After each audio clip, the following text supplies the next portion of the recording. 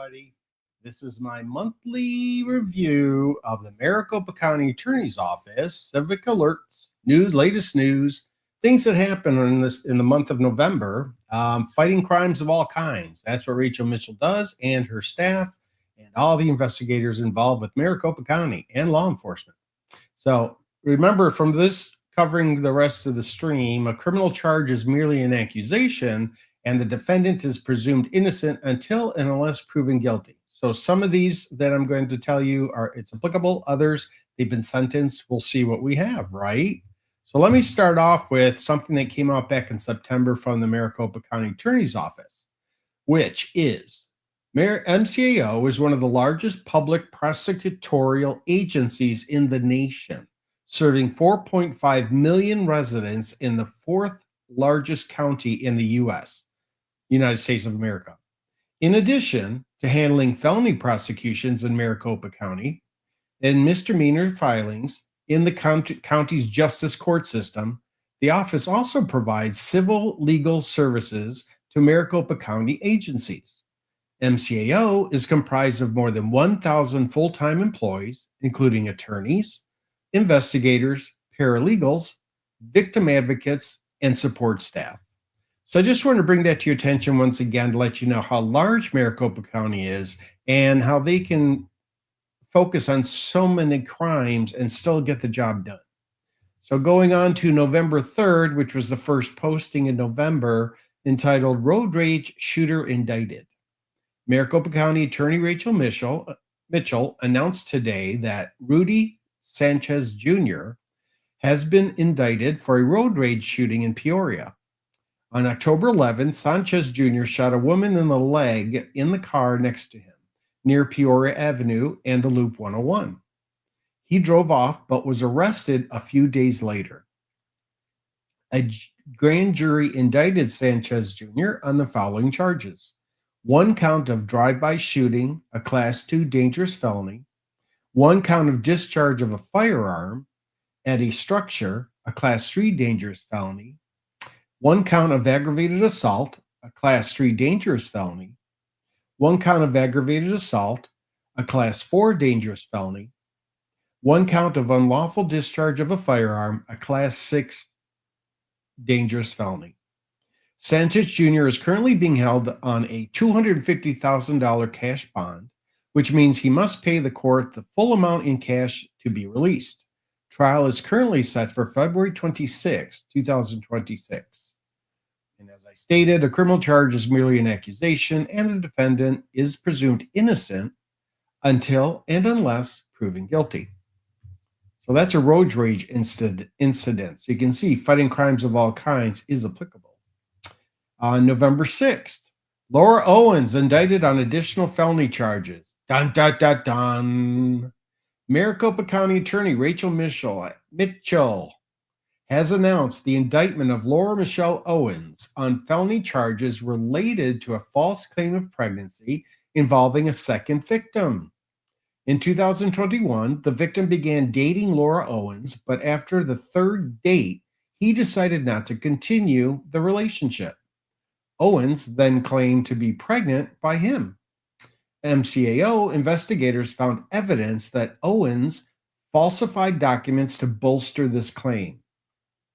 On Tuesday, Owens was indicted on the following felony charges: one count for perjury, a Class 4 felony, one count of fraudulent schemes and artifices, a Class 2 felony, two counts of taking the identity of another, a Class 4 felony, two counts of forgery, a Class 4 felony, and one count of theft by accused of crime, a Class 4 felony. These charges are in addition to those involving victim Clayton Eckert. Trial in the Eckert case is set for January 2026.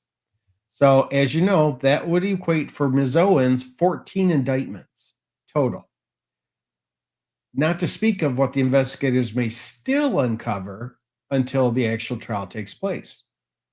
And as you know, I've been covering this, as many others have in the YouTube world, content creators and individual journalists, as well as mainstream news, that her law firm had requested to be released from representing her. She then requested a public defender on November 18th, and Judge Reeder had scheduled a status hearing for tomorrow, December 2nd, 2025, downtown Phoenix. So I'll plan to attend, and I will bring updates from that hearing tomorrow. I do have some insight for later this afternoon. I have a second stream, and it's about the LO and DG cases. So I wanted to let you know that'll be 4 p.m. Monster Standard Time. But to continue on here, our next latest news from MCAO was posted on November 7th, one day later. Domestic abuser sentenced to life in prison for murder. Estranged boyfriend murdered pregnant girlfriend and her roommate before fleeing to Mexico with their children. Maricopa County Attorney Rachel Mitchell announced today that Dimas Coronado Shafino has been sentenced to life in prison for the 2018 murders of his estranged girlfriend, Oralia Nunez, and her roommate, Omar Gonzalez, as well as the kidnapping of the estranged couple's 2 young sons.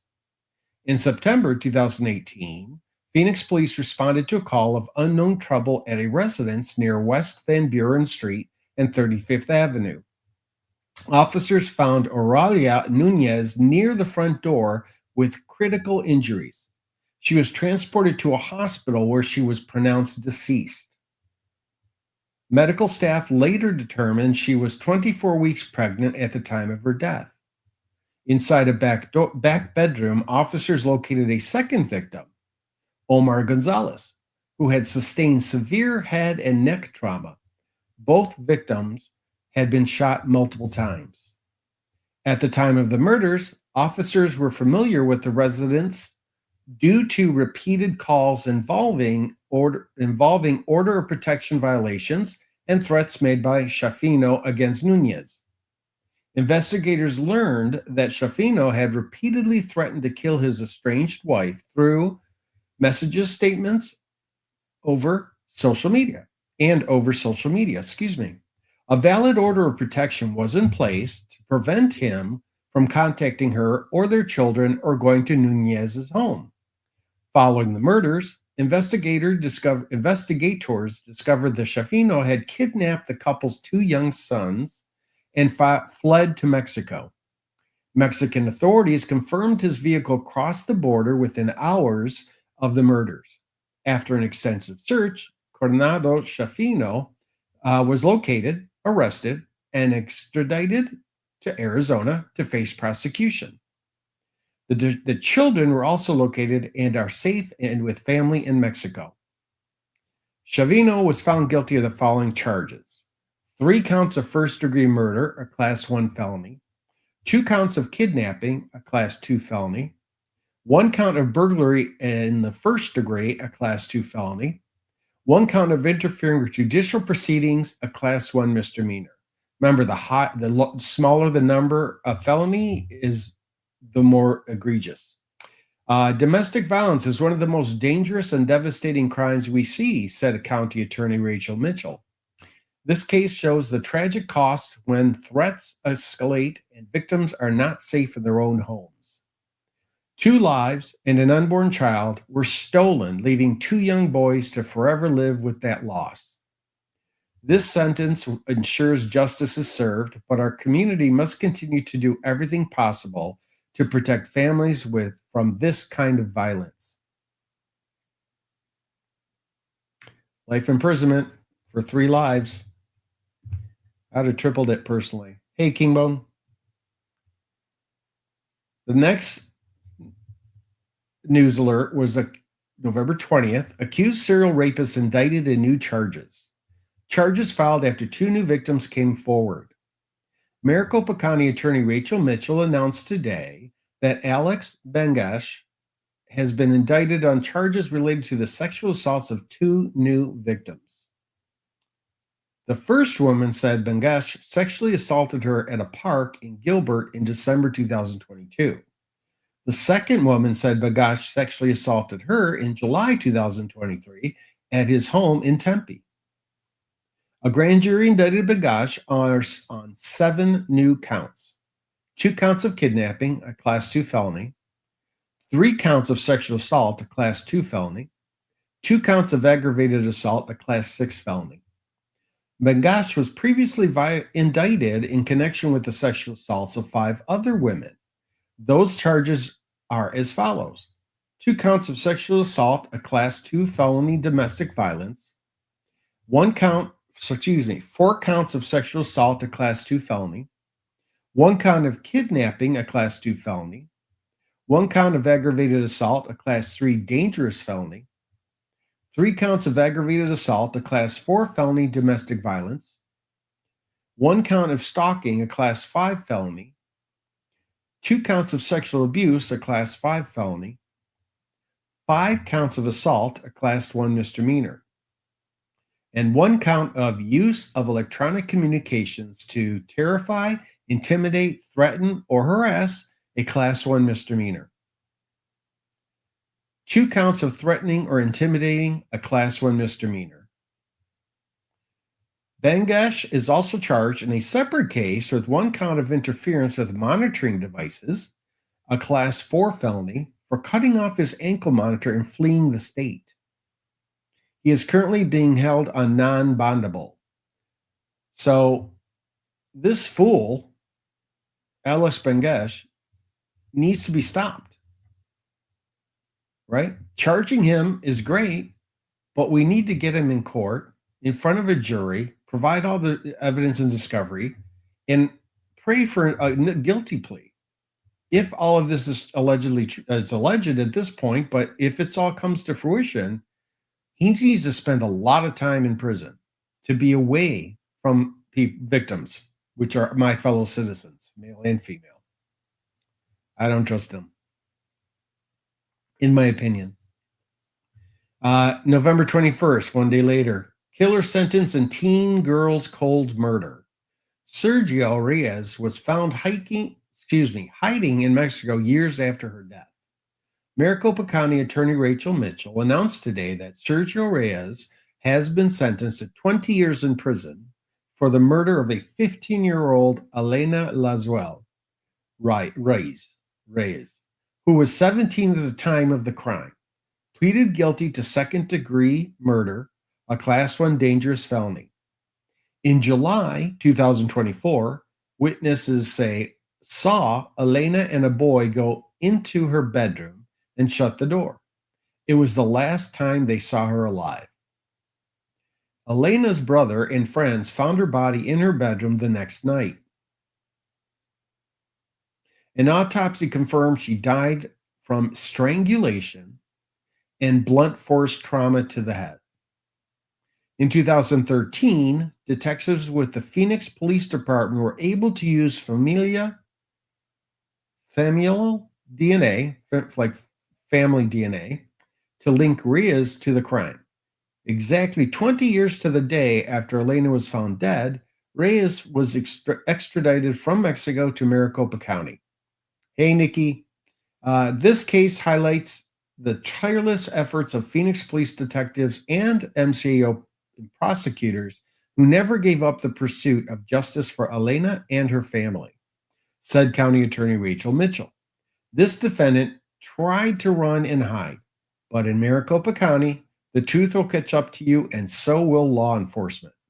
Remember, this was back originally 20 years ago plus. So as far as MCAO goes, they weren't letting it go. The investigators, the law enforcement, prosecutors, they were following up on this. So you can imagine, with being a 4.5 million populace in Maricopa County, they still made time to follow this case.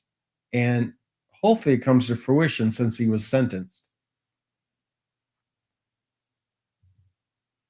The next news alert came on November 25th. Life in prison for defendant in Hells Angels gang motivated murder. Maricopa County Attorney Rachel Mitchell announced the sentencing of Keith McCullough to natural life in prison following his conviction for first-degree murder, first-degree burglary, and a gang motivation sentencing enhancement in the December 2021 killing of Richard Ricky Koss in Phoenix. McCullough, a documented member of the Hells Angels Motorcycle Club, joined armed associates in forcibly entering an apartment near 23rd Avenue and West Rose Garden Lane after a confrontation earlier that evening. The group, masked and armed, confronted the occupants inside. During the violent encounter, Koss was fatally shot through the heart. DNA and physical evidence linked McCullough directly to the scene. At witness testimony, let me repeat that. Koss was fatally shot through the heart. DNA and physical evidence linked McCullough directly to the scene, and witness testimony confirmed the attack was carried out in retaliation under the banner of the Hells Angels. Throughout the investigation and trial, witnesses faced intimidation and pressure from the motorcycle club. Despite these threats, victims and witnesses came forward, cooperated with law enforcement, and courageously testified in court. Their strength and integrity were critical in securing justice and ensuring accountability for this gang-driven murder.